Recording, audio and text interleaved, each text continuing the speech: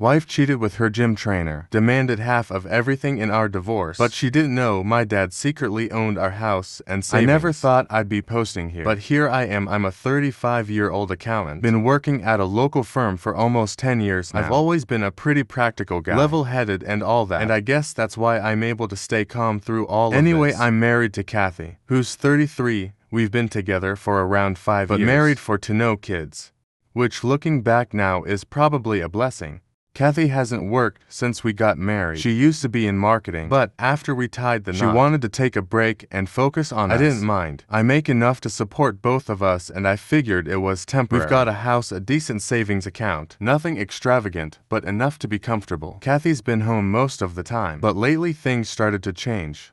It's hard to pinpoint exactly when I noticed it. But Kathy began acting distant. She'd stay out longer when she went out with friends or to the gym. She stopped being affectionate and would get defensive when I asked what was going on. At first, I chalked it up to stress or just a rough patch in the marriage. But as the weeks went on, I couldn't shake the feeling that something was off. And boy, was I right. One evening, while Kathy was in the shower, her phone buzzed with a message, and out of pure reflex I glanced over at it. It was from a guy named Derek. I didn't think much of it at first, but something about the way the message was worded felt off. Can't wait to see you tomorrow, babe. It read. I opened it, and what I found confirmed my worst fears. She'd been seeing Derek, her gym trainer. For months the texts were explicit, full of plans for the future, plans that clearly didn't involve me. I sat there frozen, staring at the phone. I couldn't believe it. The woman I married, the person I trusted, was cheating on me. But instead of rage or sadness, I just felt numb. Maybe it was the shock, or maybe it was my pragmatic nature kicking in. But I knew I had to confront her without losing my cool. When she came out of the bathroom, I calmly handed her the phone and asked her to explain. At first she tried to deny it, saying it was nothing, just a joke. But when I read some of the texts back to her, she realized there was no point in lying. I want a divorce, she said, with no sign of remorse, no apology, no guilt, nothing. Just a cold, detached statement.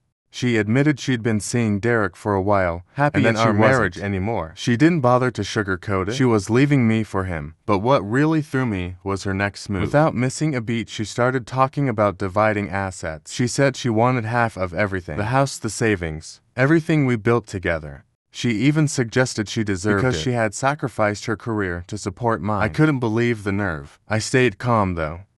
Maybe it's because I'd already emotionally checked out at that point. Or maybe because deep down I knew something she didn't. So I agreed. I told her if she wanted a divorce, I wouldn't fight her on it.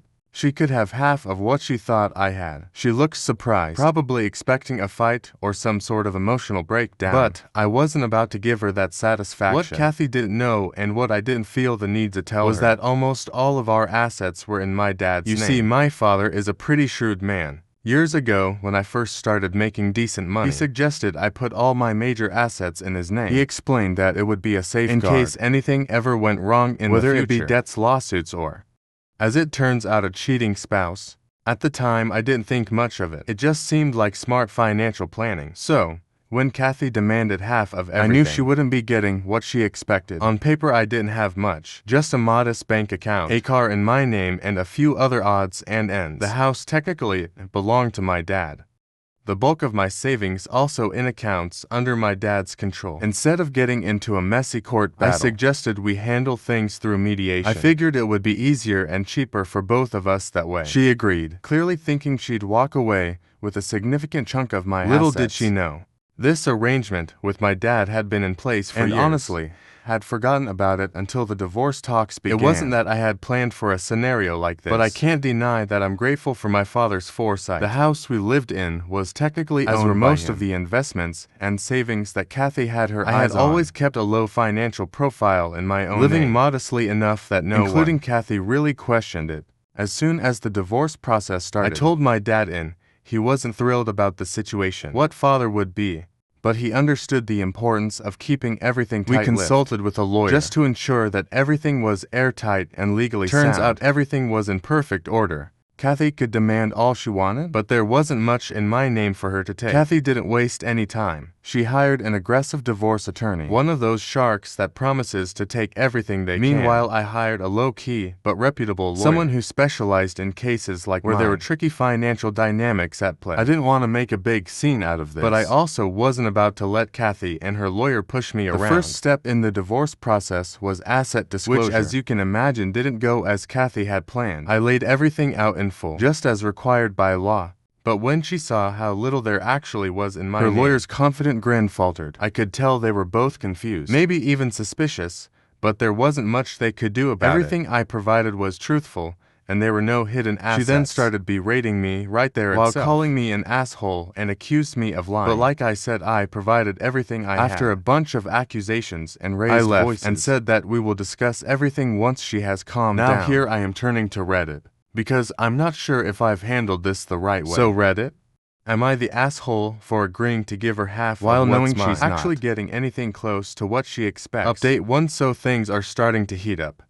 After the initial asset disclosure, Kathy was in complete disbelief. She clearly thought I was hiding something, while accusing and berating me. And her lawyer wasn't much better. The look on his face when they saw the modest numbers was priceless. It didn't take long for them to start demanding a more thorough investigation. Kathy kept asking where all the money was: the house, the investments, the savings she assumed we had. She couldn't believe that after years of marriage, there wasn't more to split. Her lawyer quickly hired a forensic accountant to dig thinking deeper. I had stashed money away in hidden accounts. At first I was a little nervous.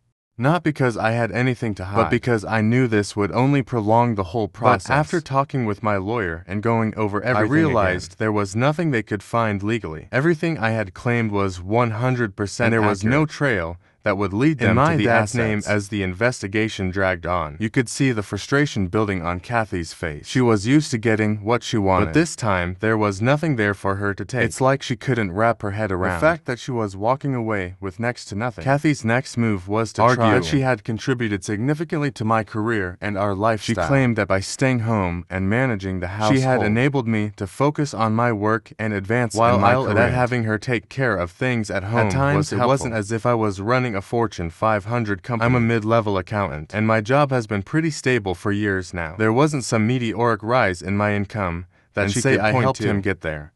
Still, she tried.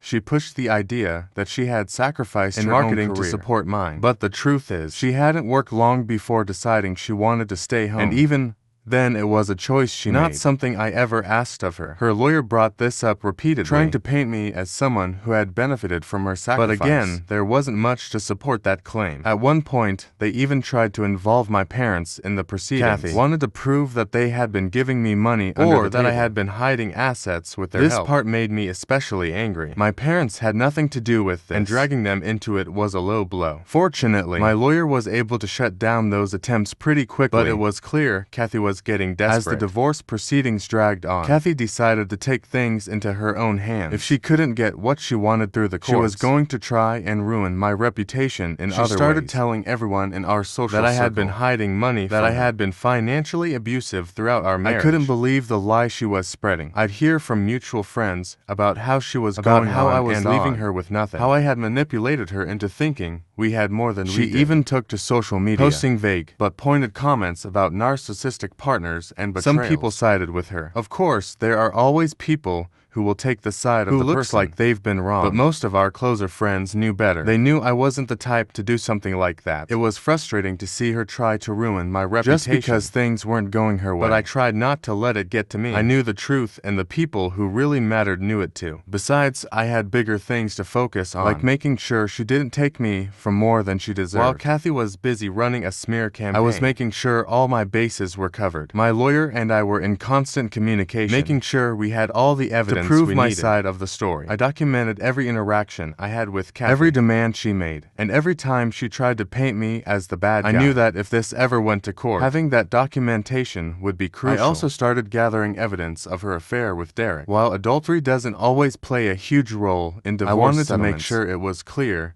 that she wasn't the victim. I had screenshots of the texts she exchanged with him, pictures they had taken together, and even statements from some of her friends who had known about the affair, but kept quiet. It wasn't that I wanted to humiliate her. I just wanted the truth to come out. On top of that, I started preparing for the inevitable fallout. I knew that once the truth came out, that she wasn't getting half of everything. Things were going to get ugly. So I kept my distance, staying focused on my work and my own while making sure I had everything for the next phase of the divorce. One thing that made all of this even more Derek's reaction to everything. When Kathy initially told him she wanted to leave me for him, he seemed all for it. They had their little romantic fantasy of starting a new life together. But as soon as the divorce proceedings started getting messy, Derek began pulling back. It turns out he wasn't quite as invested in Kathy as she thought. From what I've heard, he started getting cold when he realized that being might mean dealing with her financial issues. Kathy was expecting this grand new life with Derek, but he wasn't ready to commit to that. In fact, word got out that he started losing clients at the gym because of the scandal apparently. People don't want to work with a trainer who's known for getting involved with married women. Now Derek's been trying to distance himself from Kathy, and she's starting to realize that this wasn't the fairy tale she thought it would be. I almost feel bad for her, but then I remember everything she's done. As for me, I'm feeling conflicted. On one hand, I feel vindicated. I'm glad that I protected my assets, and I'm glad that Kathy isn't walking away with what she expected. But at the same time, I can't help but feel a bit sad. This was my marriage after all. I loved Kathy once, and I thought we'd build a life together. Seeing it all fall apart like this is even tough, if I know it's for the best. Update 2. Things have taken a pretty wild turn since my last update. Kathy is getting desperate, and it's starting to show in the worst ways. She's clearly realized that she's not going to get the payout she expected from this divorce, and now she's trying to make my life hell. The latest is that she's been making threats about ruining my reputation at work. She told me flat out that if I didn't make things easier for her, give her more money, she would make sure everyone at my firm knew what a scumbag I was. At first, I wasn't sure what she meant, but it became clear when she started showing up at my office.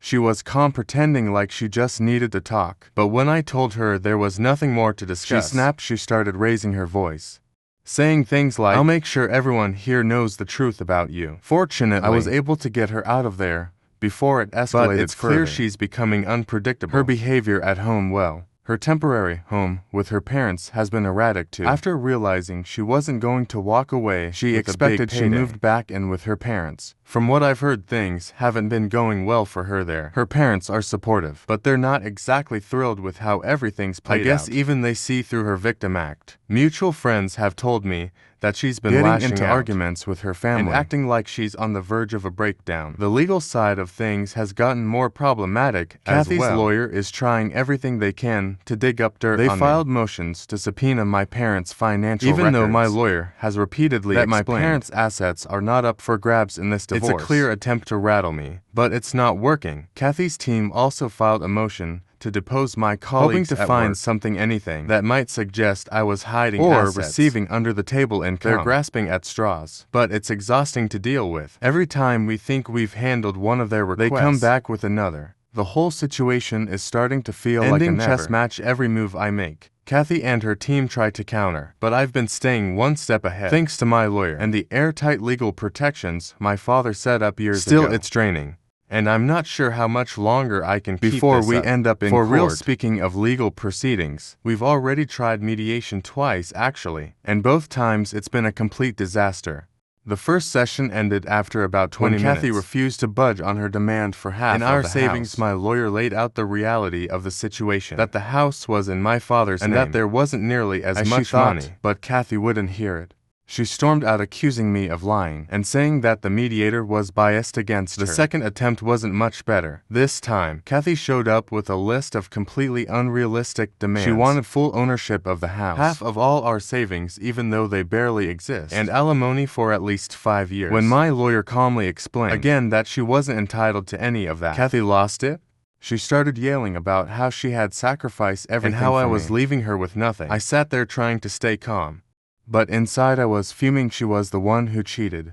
She was the one who wanted the divorce, and now she's acting like I'm the one ruining her life. It's unbelievable. After that session, it became clear that this divorce is heading for court. Whether I like it or not. On top of that, Kathy's been borrowing money from her family and to cover her legal fees. She clearly didn't expect the divorce to drag on this long, and now she's running out of funds. I'm not exactly sure how she plans to keep paying her aggressive lawyer, but that's not my problem. The more desperate she gets, the more erratic her behavior becomes. Mutual friends have told me she's been spending most of her time at home, venting to anyone who will listen about how I've ruined her life. It's gotten so bad that some of her friends have started distancing themselves from her. They're tired of the drama and her constant playing of the victim card. It seems like everything Kathy thought she was going to get out of this divorce is slipping through her fingers. Through all of this, I've been doing my best to stay calm and handle things strategically. Every time Kathy makes a new accusation or I counter it with evidence. Every financial document they request, I provide because I have nothing to hide. My lawyer has been great about making sure we're following the law, which is more than I can say for Kathy's team. I've also been working to protect my parents' privacy. Kathy's attempts to drag them into this mess are infuriating. But fortunately, there are legal protections to keep her from accessing their financial records. Still, the fact that she's even trying shows just how desperate she is. It's like she thinks if she digs deep enough, she finds some hidden treasure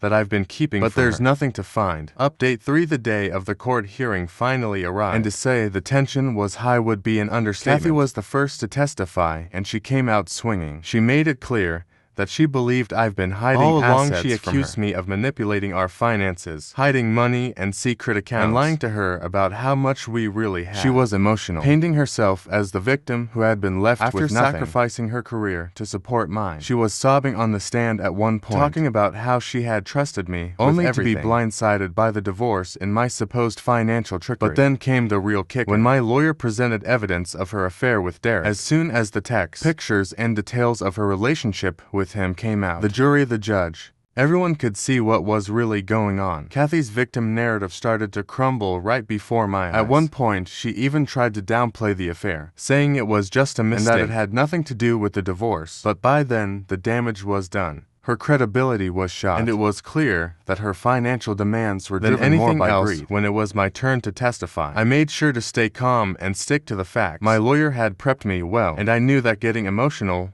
or defensive wouldn't help my case. I went over everything, how my assets had been structured in my father's name for years, how I had provided full financial disclosures, and how I had tried to handle the divorce amicably through mediation. I also testified about Kathy's threats, her erratic behavior, and the smear campaign she had been running. My lawyer presented documentation of all the accusations she had thrown at me, both publicly and in court, and showed how baseless they were. We laid out the truth about our finances. The house belonged to my father. Our savings were modest at best, and there was no secret stash of money that she could lay claim to. The judge seemed to appreciate my straightforwardness. I didn't try to vilify Kathy, but I didn't sugarcoat the reality of what had happened. The facts were clear, and I made sure to present them without drama or exaggeration. A few key witnesses were called during the trial, and their testimonies helped seal the deal. First, my father took the stand.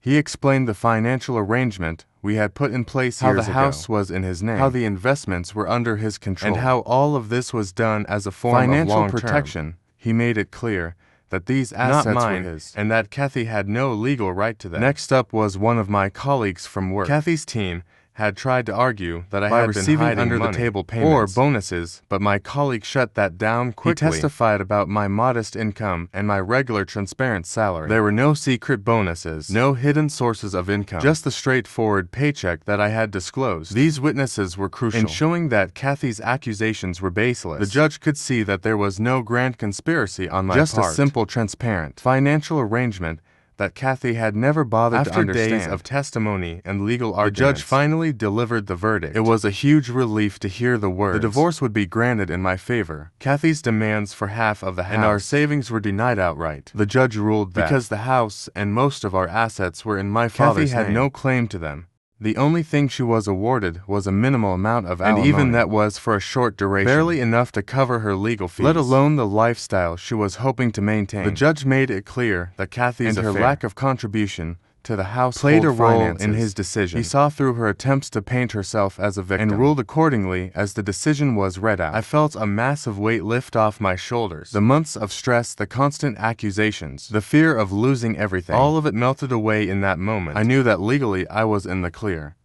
Kathy, on the other hand, didn't take the verdict well. As soon as the judge finished, she burst into tears, shouting that the system was unfair and that I had cheated her out of what was rightfully hers. She stormed out of the courtroom, leaving her lawyer looking exasperated. I'm not sure what she expected, but it was clear that she hadn't prepared the possibility of losing. For me, the immediate feeling was one of relief. I thanked my lawyer, who had done a good job throughout the whole process, and headed out of the courthouse. My phone was buzzing with texts from friends and congratulating me on the outcome. Word had spread quickly, and the local community was already talking about the case. It felt good to know that the truth had come out and that I could finally move on with my life. But Kathy wasn't done outside the courthouse. She had a full-blown meltdown in front of a small crowd. She started screaming about how I had lied and manipulated the system, and how she was going to appeal the decision. The problem is she doesn't have the money to do that. Her lawyer made it clear during the proceedings that she was running out of funds, and from what I've heard, she's still borrowing money from family and friends. Just that being said, I'm incredibly grateful for my father's advice and foresight when it came to protecting my finances. Without his help,